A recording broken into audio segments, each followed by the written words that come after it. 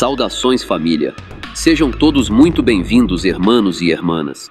Imaginem um garoto pobre das ruas de Palermo, na Sicília, que chega nos Estados Unidos sem um tostão no bolso e constrói o império clandestino mais poderoso da história da máfia, sem nunca passar um único dia na prisão. Isso é a vida louca de Carlo Gambino, o chefão astuto que transformou a Cosa Nostra em uma dinastia bilionária, cheio de traições, casamentos estratégicos e negócios sujos que moldaram Nova York. Neste vídeo exclusivo, mergulhamos nas raízes sicilianas de Gambino. Se você curte histórias reais da máfia ou quer saber como um imigrante se tornou o rei do submundo, esse é o vídeo para você. Se inscreva com o sininho ativado e clique no botão de hyper para não perder mais relatos épicos de mafiosos lendários. Bora pro vídeo!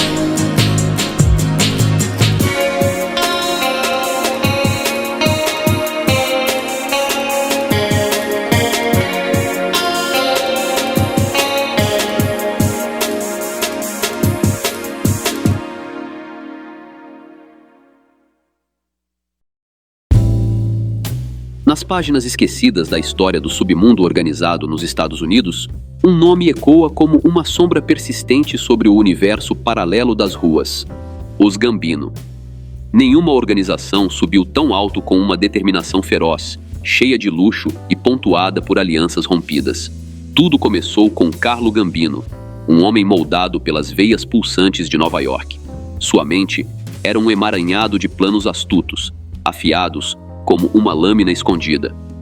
Sua determinação, inabalável como aço temperado nas chamas de rivalidades antigas da Sicília. Enquanto os prefeitos vinham e iam, seu império crescia nas sombras, discreto e calculado. Ele era o mestre das cordas invisíveis, manipulando eventos que culminavam em disputas acirradas. No entanto, o enigma maior não era sua influência avassaladora. Era como ele driblou incontáveis ameaças à espreita, saindo ileso de armadilhas que pareciam inevitáveis. Seu sucessor, Paul Castellano, reinava como um soberano sem coroa, um executivo em um ambiente de negociações afiadas e imprevisíveis. Guerreiros endurecidos pelas ruas, aqueles que forjaram sua reputação em confrontos e cicatrizes, olhavam com desdém para um líder que exalava sofisticação, mais perfume fino do que o cheiro de ação nas sombras. Então surgiu John Gotti, o oposto total de Castellano. Carismático e chamativo, ele ansiava pelos holofotes. Seus ternos impecáveis e personalidade ousada o transformaram em sensação dos jornais sensacionalistas, e sua escalada foi meteórica, mas sua autoconfiança excessiva acabou sendo seu calcanhar de Aquiles. O estilo de vida extravagante chamou a atenção constante das autoridades, acelerando sua queda e o enfraquecimento da organização inteira. Do silêncio tático de Gambino ao exibicionismo arriscado de Gotti, o legado dos Gambino é uma lição viva de contrastes no mundo do poder. Um alerta eterno de que até os reinos mais imponentes podem ruir sob o fardo das decisões próprias. E quem sabe, uma inspiração para a gente refletir. No fim das contas, o que realmente constrói ou destrói um império são as escolhas que fazemos nas sombras da vida cotidiana. No alvorecer do século XX, pelas vielas labirínticas de Palermo, a verdadeira pérola da Sicília, era fácil encontrar personalidades impecáveis, desfilando em carruagens de alto requinte que evocavam o encanto de tempos idos. Grande parte desses senhores refinados integrava uma irmandade discreta de prestígio, chamada de Sociedade de Honra, um círculo fechado que se valia de princípios ancestrais de lealdade e uma presença imponente para guiar os rumos da existência cotidiana. Essas autoridades paralelas estabeleciam as normas há séculos. Por isso, Não causa espanto que Palermo tenha sido o berço de tantos chefes carismáticos desse universo reservado. Nessa atmosfera vibrante, em 24 de agosto de 1902, nasceu um menino que mais tarde ergueria a rede de influência mais extensa da história. Chamava-se Carlo Gambino. Vindo de uma família próspera e tecida por alianças firmes, Carlo foi moldado desde a infância por um cenário entremeado pelos tentáculos da Cosa Nostra. Diversos parentes e conhecidos próximos faziam parte dessa aliança sigilosa, tecendo sua rotina sob um véu de amparo coletivo. Ele se desenvolveu em um enclave onde essa força reinava de modo inconteste, de tal forma que as instâncias oficiais, tanto as de segurança urbana quanto as armadas, optavam por não interferir, ilustrando o controle inquestionável desse arranjo sobre o cotidiano local. Tal qual os jovens da época, o adolescente Carlo contemplava com admiração os mestres dessa irmandade. Esses ícones de respeito detinham tudo o que alguém poderia almejar: domínio e riqueza farta. Recebiam tratamento de monarcas. Na fase de formação, ele os via passeando pelas avenidas urbanas, vestidos com trajes feitos à perfeição que transbordavam elegância. Os transeuntes baixavam a cabeça em reverência ao avistá-los, e as senhoras curvavam-se delicadamente, roçando os dedos em suas mãos como gesto de cortesia. Dentre eles, o que mais fascinou Carlo foi o patriarca dessa sociedade, um dos gigantes da Sicília, Dom Vito Cássio Ferro. Armado de um encanto hipnótico e uma resiliência inabalável, Vito demonstrava uma perspicácia tática que o rapaz reverenciava com fervor. Ele elevou o ofício das cobranças de segurança a um degrau superior. Ao contrário dos que o precederam, que recorriam a pilhagens e ruínas contra os relutantes, Dom Vito vislumbrou um modelo mais esperto e duradouro. Cobrando taxas razoáveis pela garantia de tranquilidade provida pela rede, os empreendedores podiam tocar seus afazeres sem sobressaltos, contanto que quitassem sua quota ao Dom Vito. Observando tudo ao seu redor, Carlo sentia uma ânsia irresistível por se envolver na dinâmica pulsante daquele universo. Ainda na juventude, ele abandonou os estudos, determinado a traçar seu próprio rumo. Aproveitando as alianças familiares, conseguiu uma posição de executor ao lado de Dom Vito, lidando com assuntos delicados. Quando algum empreendedor hesitava em cumprir as obrigações de segurança, Carlo intervinha de forma discreta, criando situações que incentivavam a reflexão rápida. Para um executor iniciante, sua presença não intimidava à primeira vista. Com apenas 1,70 m de altura, porte comum e longe de ostentação em roupas chamativas, ele passava despercebido.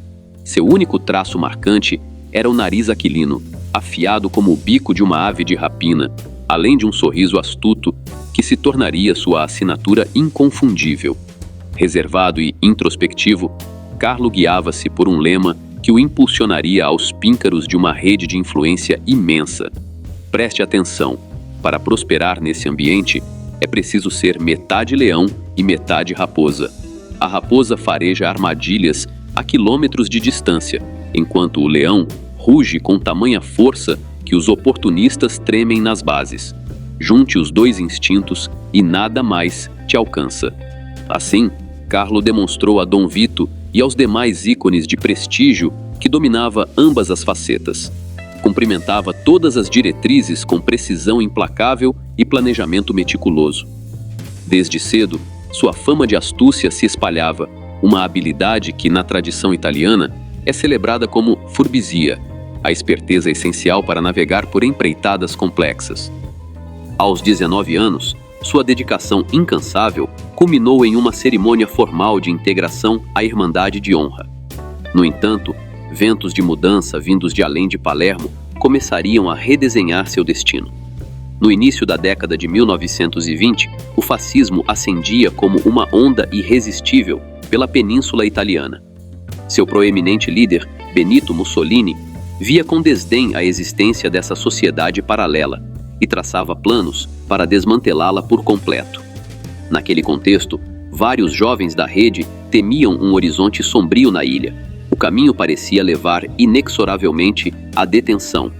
Aqueles com laços transatlânticos, por sua vez, não perdiam tempo em ativá-los.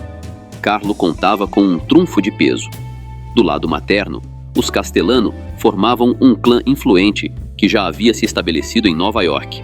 Com as perspectivas locais em xeque, ele voltou os olhos para o novo mundo, onde parentes na metrópole americana poderiam abrir portas para um cenário repleto de possibilidades douradas. Foi então, em 1 de novembro de 1921, que o jovem Carlos zarpou, escondido em um navio de carga, rumo aos Estados Unidos. Seus familiares haviam garantido a travessia com uma generosa compensação ao comandante, assegurando que o passageiro especial cruzasse o oceano em segurança. Após um mês de jornada, a embarcação atracou em Norfolk, na Virgínia, carregada de vinhos selecionados e azeites finos. Vestido com suas roupas de gala mais refinadas, o único viajante desceu a pranchada com passos firmes e serenos. Aos 19 anos recém-completados, Carlo Gambino pisava em solo americano como se o planeta inteiro lhe devesse reverência. Longe de ser um forasteiro qualquer, ele era recebido como um herdeiro de linhagem nobre, com aspirações grandiosas que varreriam qualquer obstáculo de seu trajeto. Pouco antes do Natal de 1921, o jovem Carlo Gambino pisou firme no território americano, pronto para escalar os degraus de uma irmandade tradicional por meio de dedicação ferrenha e uma determinação inabalável. No entanto, Carlo contava com uma carta na manga que o destacava dos demais da sua leva. Seus parentes nos Estados Unidos, já imersos no vibrante submundo de Nova York, arranjaram para ele um modesto apartamento próximo ao litoral de Brooklyn e não demoraram a guiá-lo pelos meandros das negociações de proteção. Aqueles eram os dias da lei seca, quando a nação ansiava por bebidas proibidas. Por todo o país, redes organizadas garantiam o fluxo de licor e colhiam os frutos generosos. Entre os contrabandistas mais dinâmicos da metrópole estavam os primos de Carlo, os Castellano. Assim como muitas operações do ramo na época, seus veículos serviam, na verdade, para transportar carregamentos secretos de destilados. Foi nesse cenário agitado que Gambino assumiu uma dupla função: motorista experiente e, quando necessário, guardião atento. As disputas entre grupos de contrabandistas eram intensas, com interceptações de mercadorias entre facções rivais demandando vigilância constante, tornando cada rota uma empreitada repleta de perigos. Enquanto mergulhava mais fundo nos labirintos desse mundo paralelo, Carlo foi apresentado a Joe, o chefe Masseria, uma lenda viva da cena siciliana em Nova York. Esse patriarca da tradição de honra comandava um vasto domínio dedicado ao comércio clandestino de álcool, sem contestação. Vendo ali uma chance de avançar, Carlo passou a atuar sob suas ordens. Com um faro apurado para oportunidades e uma coordenação impecável, ele se tornou peça-chave para todos os que o contratavam. Contudo, Gambino era astuto por natureza. Sabia que se prender a um único mentor poderia ser fatal em meio a choques com concorrentes. Além disso, sua fome por ascensão não admitia amarras de fidelidade eterna, nem mesmo com Joe Masseria. No alvorecer dos anos 1930, o líder de Carlo se via em um confronto territorial feroz contra um adversário siciliano de longa data, Salvatore Maranzano. Para os jovens da rede, como Dom Carlo, esse embate fragmentava a estrutura interna. Entre os aliados próximos de Carlo estava o brilhante Lucky Luciano, um pensador frio e arquiteto de visões amplas. Este último, ansiando por reformular as dinâmicas de poder dentro da organização, urdiu um esquema refinado para afastar o chefe envelhecido de vez. Bem, vamos direto ao ponto. Esses velhos estão bagunçando tudo com essa briga por territórios e seus rituais de lealdade ultrapassados. É puro caos sem sentido. É uma confusão danada. No fim das contas, serve só para inflar o ego de cada um. Enquanto eles se perdem em vaidades, nós poderíamos acumular fortunas de verdade, e para isso, precisamos limpar o terreno. Quer dizer, neutralizar quem não sai do caminho? Exato, eles já estão fora do jogo, só não se deram conta ainda. Mas por que eu, especificamente? Você já tem um time inteiro aos seus pés. Porque você não é só força bruta, Carlo. Você é paciente e sagaz quando precisa. E, principalmente, não tem esse orgulho que estraga tudo. Engraçado ouvir isso de quem planeja derrubar o próprio chefe. Maranzano é um dinossauro. Acha que pode me tratar como peão. Você é mesmo um sujeito implacável. É por isso que eu sempre saio na frente. Agora, você tem duas opções. Vem comigo e viramos os donos dessa cidade, ou fica colado nesses resquícios do passado e some como um figurante. Se eu entrar nessa, quero minha fatia justa, sem conversa fiada.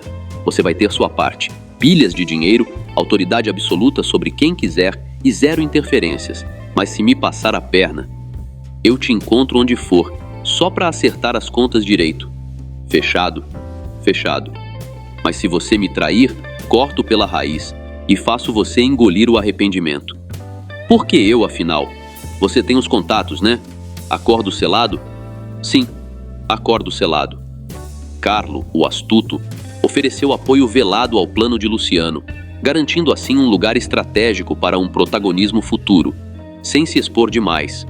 Como tantos naquela era, seu foco se resumia a um plano direto: enriquecer o mais rápido possível, ignorando as antigas normas e preceitos da herança siciliana. Em 15 de abril de 1931, Ciro Terranova convidou Joe Masseria para um almoço descontraído em um restaurante em Coney Island. No momento em que Lucky Luciano se ausentou brevemente da mesa, 4 figuras armadas surgiram do nada e neutralizaram Joe Masseria de forma definitiva. Com a saída de cena de Masseria, vários membros da rede, incluindo Carlo Gambino, migraram para o lado do novo líder emergente, Salvatore Maranzano. Essa união, porém, seria passageira. Maranzano se deliciava com a presença desses rapazes espertos e cheios de garra a seu serviço. Mal sabia ele que o mesmo grupo já arquitetava sua remoção, com o plano de assumir as rédeas totais. E foi precisamente o que aconteceu. Por determinação de Luciano, Maranzano foi surpreendido e eliminado em seu escritório, com golpes que selaram seu destino. Sua ausência pavimentou o caminho para uma era renovada, sob a batuta de Luciano, que redistribuiu as esferas de influência. Carlo, por sua vez, havia manobrado suas peças com maestria, graças às jogadas precisas de seu aliado Luciano. Este último revolucionou o submundo, transformando-o em uma estrutura corporativa de verdade, onde cada facção principal ganhava assento em um conselho deliberativo. Dessa forma, Carlo foi posicionado sob o comando de Vincent Mangano, o chefe proeminente que dominava o porto de Brooklyn. A partir desse posto privilegiado, Gambino iniciou sua trilha para forjar uma rede própria de autoridade. Ele dominou as operações variadas dessa irmandade, desde negociações de proteção até jogos de azar discretos e desvios de mercadorias. Seu dom para os negócios logo rendeu resultados expressivos. Aos 29 anos, foi elevado a capo, ou capitão, liderando sua própria equipe. Um dos primeiros a integrar seu núcleo foi o primo mais novo, Paul Castellano. Filho de um agenciador de apostas em Brooklyn, Paul também brotara nesse ambiente de conexões paralelas. Tendo presenciado de perto as disputas internas da rede, Carlo entendia que um líder devia sempre vigiar os que estavam abaixo dele. Ainda assim, depositava uma confiança absoluta em Paul, um laço de sangue genuíno. Graças a isso, desperdiçava menos energia em autodefesa e podia focar integralmente em arquitetar sua subida ao topo. Somente aqueles que sempre estiveram ao seu lado mereciam sua lealdade inabalável. Dessa maneira, ele construiu um círculo íntimo e impenetrável, acessível apenas aos verdadeiros parentes. Os laços familiares eram o pilar de sua existência, a ponto de alguns o considerarem excessivamente apegado a eles. Em 1932, aos 30 anos, ele fortaleceu ainda mais os vínculos com os Castellano ao se casar com Catherine, a irmã de Paul. Curiosamente, Carlo Gambino uniu-se a Catherine Castellano, sua prima em primeiro grau, uma união que para um católico devoto como ele seria incomum e geralmente desencorajada. No entanto, o peso da influência dos Castellano nessa sociedade de honra era inegável, e tal aliança não podia ser ignorada. Ao escolhê-la como esposa, Carlo ampliava sua base de poder, concretizando exatamente o que almejava. Carlo e Catherine se estabeleceram em uma casa simples e aconchegante em Brooklyn, onde criaram 3 filhos e uma filha com dedicação. Pelos relatos de quem os conhecia, Carlo era um esposo atencioso e um pai exemplar. Ainda assim, Nem o casamento, nem a rotina familiar conseguiram domar sua ambição voraz por influência e prosperidade. O fim da lei seca, em 1933, trouxe desafios inesperados para vários líderes dessa rede paralela, secando as fontes de renda ligadas ao comércio proibido de bebidas. Mas Carlo logo identificou uma brecha promissora no mesmo ramo, agora focado em distribuição alternativa. Desviando de obrigações tributárias, ele oferecia produtos a valores bem mais acessíveis que os concorrentes regulares, acumulando assim sua primeira fortuna significativa. Seu progresso, no entanto, chamou a atenção das autoridades. Em 1937, ele enfrentou uma acusação por irregularidades fiscais envolvendo uma operação de produção não autorizada de bebidas, que rendia mais de 1 milhão de galões em Filadélfia. Felizmente para ele, a sentença veio com uma suspensão condicional, permitindo que seguisse em frente. Em 1941, com os Estados Unidos mergulhando na Segunda Guerra Mundial, Carlo já mirava formas de se beneficiar do cenário turbulento. Como parte do esforço nacional, o governo impôs restrições a itens básicos, como carnes, chocolates, meias de nylon e cigarros, transformando os vales de suprimento em algo quase tão valioso quanto o ouro. Carlo e sua equipe desenvolveram abordagens criativas para obter e estocar esses recursos.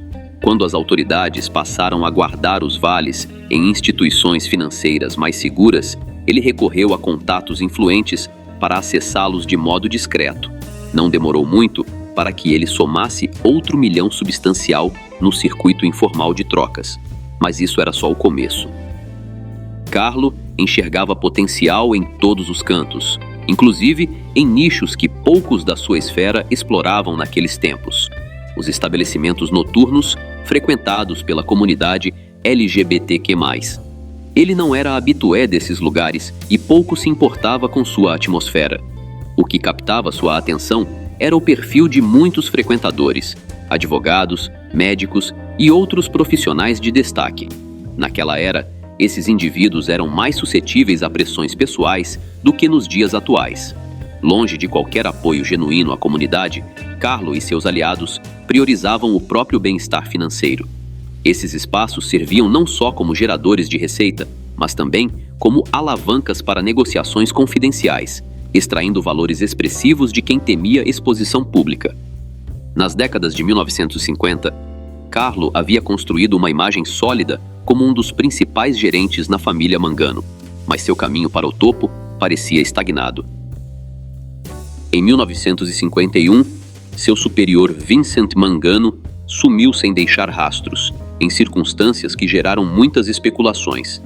Diversos indícios apontavam para Albert Anastasia, o braço direito de Mangano e concorrente direto de Carlo, como o principal suspeito por trás desse enigma. Conhecido como o Senhor da Morte, o grande executor era um dos nomes mais temidos do submundo naqueles anos, comandando um grupo notório de especialistas em resoluções definitivas, apelidado de Murder Inc. Apesar de, em 1956, Anastasia ter nomeado Carlo como seu principal auxiliar, este último percebia que as chances de herdar o comando por vias convencionais eram mínimas. Ambos estavam na casa dos 50, e era bem provável que Anastasia o precedesse em longevidade, ao contrário do que havia acontecido com o antigo chefe. Carlo Gambino sempre optava por uma abordagem cautelosa em questões de confronto, mas, quando encurralado, não recuava diante de medidas drásticas. Resoluto em conquistar o ápice, ele chegou à conclusão de que Anastasia representava um obstáculo inevitável a ser removido. Sem rodeios, arquitetou um plano preciso para neutralizá-lo. Em 25 de outubro de 1957, enquanto Anastasia seguia para sua barbearia de costume no luxuoso Park Sheraton Hotel, bem no miolo de Manhattan, uma toalha aquecida foi colocada sobre seu rosto para o ritual de sempre. De repente, 2 indivíduos decididos invadiram o local e dispararam 5 tiros, o derradeiro perfurando sua mente de forma irrevogável.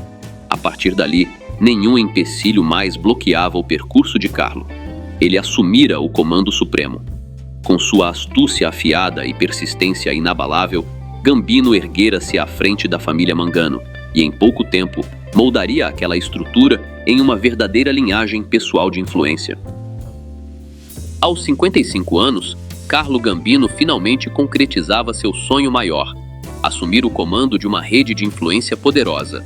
Após superar barreiras e rivais para chegar ao ápice, ele utilizou sua posição para expandir operações em nichos paralelos e acumular prosperidade. A organização, que agora levava seu sobrenome, já dominava o litoral de Brooklyn com maestria. Mas, ciente de que o futuro exigia variedade, Gambino ampliou seus horizontes para diversos empreendimentos estratégicos, como jogos de azar discretos, influência em licitações de obras civis e até manobras astutas no mercado financeiro de Wall Street. Em 1962, ele reforçou suas alianças ao promover o casamento de seu filho mais velho, Tommy, com a filha de um proeminente líder nova-iorquino, Thomas Lucchese. Essa conexão calculada abriu portas para um ramo moderno e rentável. Lucchese investira em uma operação dinâmica no aeroporto John F. Kennedy, desviando cargas valiosas por meio de acordos com os responsáveis pela logística sindical. Em seguida, estendeu o convite a seu aliado Carlo Gambino para compartilhar os benefícios. Gambino conseguiu se posicionar no principal hub de entrada do país, e os ganhos fluíam em abundância. Seus contatos subornavam funcionários do aeroporto para receberem alertas imediatos sobre chegadas de mercadorias de alto valor. Carlo também estendeu sua rede ao dominar outro setor-chave: as negociações de proteção na indústria têxtil de Nova York, que respondia por 70% de toda a vestimenta comercializada nos Estados Unidos. Infiltrando-se nos sindicatos de motoristas, pequenos mas influentes, Gambino impunha uma taxa sobre cada peça negociada. Caso as empresas resistissem, as entregas simplesmente não chegavam aos pontos de venda, garantindo assim o fluxo contínuo de recursos. Fiel ao antigo código de silêncio da tradição siciliana, Gambino conduzia seus negócios na residência de Brooklyn por meio de sinais sutis, frustrando qualquer esforço das autoridades para interceptar suas conversas. Quando se reunia com seus principais assessores na sala dedicada da casa para deliberar sobre o destino de alguém problemático, Carlo limitava-se a um aceno discreto de cabeça. Nesses encontros, ele raramente verbalizava opiniões, o que tornava qualquer tentativa de rastreamento extremamente desafiadora. Sua visão aguçada, o verdadeiro segredo de seu êxito, se revelava em cada escolha estratégica. Carlo também mantinha uma postura discreta na esfera particular. Apesar da abundância material e da autoridade que detinha, optava por uma rotina simples, desviando-se com cuidado dos holofotes da imprensa e das noitadas chamativas. Essa reserva se provava um trunfo essencial, pois sua ausência de alarde se tornava, no fundo, sua defesa mais robusta. Era um sujeito que se esforçava ao máximo para habitar uma moradia comum e sem ostentação, que se desdobrava para evitar carros luxuosos como Cadillacs, pretas reluzentes e chamativas. Em vez disso, dirigia um Oldsmobile cinza, nada extravagante. Por volta do meio dos anos 1960, Carlo adentrava a casa dos 60, envelhecendo com distinção e exibindo o ar sereno de um avô afável, em vez de um chefe imponente e intimidador. Ele nutria com esmero a imagem de um imigrante idoso, pacato e sem pretensões. Contudo, essa fachada afetuosa não enganava quem de fato o conhecia, fosse como parceiro ou adversário. Corriam sussurros de que a astúcia implacável era seu apelido informal. Carlo Gambino ganhara fama como o líder mais imprevisível entre todos. Não vacilava em afastar definitivamente até aqueles a quem mais havia apoiado. Ao cabo da década de 1960, a rede sob sua influência contava com 25 grupos, somando cerca de 800 integrantes. Carlo Gambino havia se tornado, sem dúvida, a personalidade mais dominante em toda Nova York. Imagine um homem que nunca obteve a cidadania americana, que largara os estudos na Itália ainda jovem e que, mesmo assim, erigira um império paralelo colossal, avaliado em centenas de milhões de dólares. Em uma de suas poucas noites fora de casa, Carlo compareceu a um show memorável de Frank Sinatra. Embora o cantor fosse o astro principal, era Gambino quem recebia honras dignas de realeza. Entre as duas apresentações, Sinatra chamou Carlo e seu círculo próximo para se juntarem a ele na suíte privativa. O segundo ato, marcado para as 10 da noite, foi adiado em 40 minutos, só porque o anfitrião não queria apressar a saída de seu convidado especial. A lealdade de Carlo à sua rede de conexões profissionais era rivalizada apenas por sua dedicação à família doméstica. Para blindar o filho mais velho, Tommy, das armadilhas desse ambiente desafiador, ele o matriculou no prestigiado Manhattan College, uma escolha incomum entre os herdeiros de líderes influentes. Sua companheira Catherine, sempre serena e sem indagar demais, representava um apoio inestimável para o patriarca. O afeto genuíno dela chegava a amolecer até os visitantes mais endurecidos que passavam pela residência de Gambino. Ela preparava um expresso fresquinho e, sem exceção, indagava sobre o bem-estar das famílias deles e o progresso dos pequenos. Ela os desarmava por completo. Catherine ajudava Carlo a cultivar a imagem de um lar tradicional e acolhedor. No entanto, essa fachada cotidiana não iludia os investigadores federais, que o identificavam como a figura central do submundo nacional e mantinham a propriedade sob observação ininterrupta. O encerramento da década de 1960 sinalizou o início de um período desafiador para o legado de Gambino. Em 1969, John Gotti, um colaborador próximo de Gambino, e seu irmão Jenny foram flagrados em uma operação irregular de desvio de cargas no aeroporto John F. Kennedy. Embora o episódio não tenha afetado de imediato as dinâmicas da organização, acabou projetando uma luz indesejada sobre o líder. Um ano depois, Carlo mais uma vez se viu no centro das atenções. O chefe enfrentou acusações por supostamente coordenar um desvio de bens valiosos, mas com o apoio de seu advogado, conseguiu adiar o processo diversas vezes. Ainda assim, as preocupações judiciais não eram o único peso em seus ombros. Sua esposa Catherine recebera um diagnóstico de câncer e, em 1971, ela partiu dessa vida após uma batalha corajosa. As investidas das autoridades não paravam por aí. Irritadas com os adiamentos no caso do desvio, elas pressionaram para deportar Gambino de volta à Sicília, alegando seu status de imigrante irregular. Toda vez que a extradição parecia iminente, complicações cardíacas de Carlo surgiam no momento certo, adiando os planos. Quando os médicos finalmente liberaram o caminho para as instâncias federais, os aliados de Gambino entraram em ação para reverter o rumo. Preparados para executar a remoção, os oficiais viram seus esforços frustrados por uma reviravolta surpreendente. Um acordo discreto foi negociado com 2 parlamentares influentes, que receberiam uma remuneração mensal vitalícia de $1.000 em troca de garantir a permanência de Gambino no país. Dessa forma, Carlo obteve autorização para permanecer em solo americano. Contudo, o tempo inevitavelmente cobrava seu preço. Com o coração enfraquecido, ele se tornava cada vez mais vulnerável. Em 15 de outubro de 1976, Carlo faleceu vítima de um ataque cardíaco enquanto assistia a uma partida dos New York Yankees, na tranquilidade de sua casa de veraneio em Long Island. Carlo Gambino guiou sua organização de influência com maestria por 2 décadas, deixando para trás um legado de conexões que perduraria muito além de sua existência. Tudo isso sem jamais pisar em uma cela por um único dia. Seu adeus ao mundo foi um evento grandioso, atraindo enlutados de todos os recantos de Nova York e de diversas partes da nação. Milhares se aglomeravam para prestar suas últimas homenagens, um testemunho vivo da aura mítica que o cercava, um homem cuja vida ecoava como uma saga épica nas ruas que moldara. Após a partida do patriarca Carlo Gambino, tensões internas irromperam na estrutura familiar, divisões que ele próprio, inadvertidamente, havia semeado ao longo dos anos, como sementes de discórdia em solo fértil. Nos momentos finais, ainda lúcido em meio à fragilidade, Carlo designou um herdeiro para o trono de comando. Essa escolha, aparentemente inofensiva, desencadeou uma sequência de reviravoltas que, aos poucos, abalaria os alicerces da própria rede. Seus filhos diretos não entravam em consideração para o papel de sucessor. Nenhum deles ocupava um posto de destaque suficiente dentro do círculo. Para Carlo, porém, Os laços de sangue sempre prevaleceram como o princípio inabalável de sua filosofia, um código gravado em sua essência siciliana que ele carregava como um escudo invisível.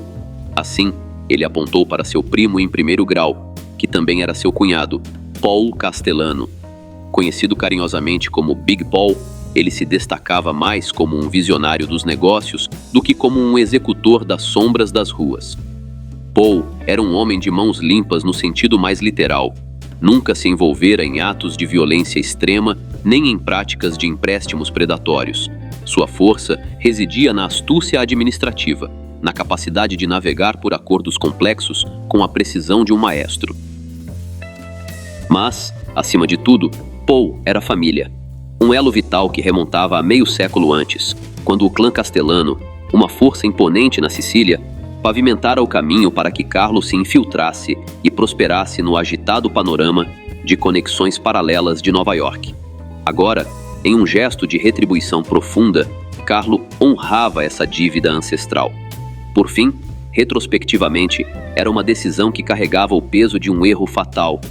Ele havia selecionado o homem equivocado para o momento de transição, alguém cuja abordagem corporativa, embora brilhante, não se alinhava ao instinto selvagem que a organização ainda demandava para sobreviver às tormentas iminentes.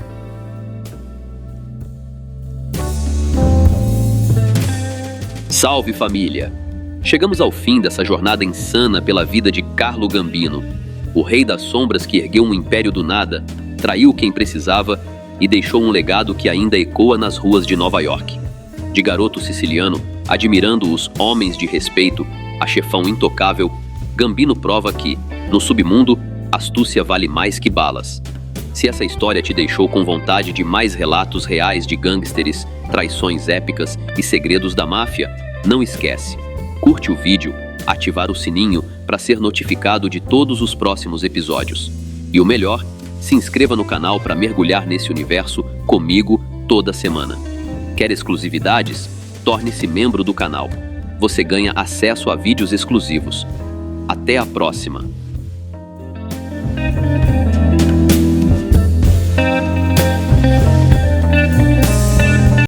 Galera, rapidinho, se vocês curtem o conteúdo aqui do canal e querem dar aquela força sem gastar nada a mais por isso, prestem atenção nessa dica. Sempre que vocês comprarem qualquer coisa na Amazon, seja um livro, fone, celular ou até um cabo USB, usem o meu link de afiliado que está aqui na descrição. Quando você compra por lá, a Amazon me paga uma pequena comissão, sem mudar absolutamente nada no valor da sua compra. É uma forma simples e gratuita de apoiar o canal, e você ainda garante os produtos que já ia comprar. Então já sabe, né? Clicou no link da descrição antes de comprar. Você já está ajudando. Valeu demais!